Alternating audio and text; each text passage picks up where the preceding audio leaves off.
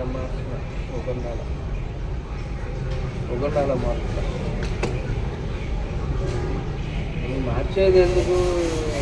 వాడు కారు పంపించాడు, ఫుడ్ వాడే ఇస్తాడు,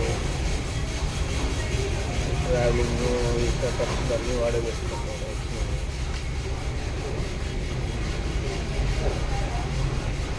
చేసి వస్తే ఇస్తాలే అంటున్నాడు కానీ ఇంతనే అంటున్నాడు.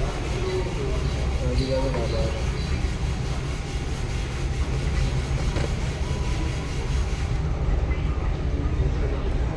అందుకే ఇక్కడ మాట్లాడుకుంటాను.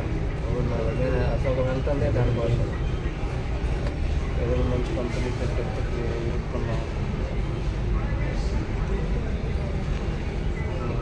పోయినసారి కూడా ఆ మాట అన్నావు, ఏమి ఇచ్చావు నువ్వు అని అన్నాడు.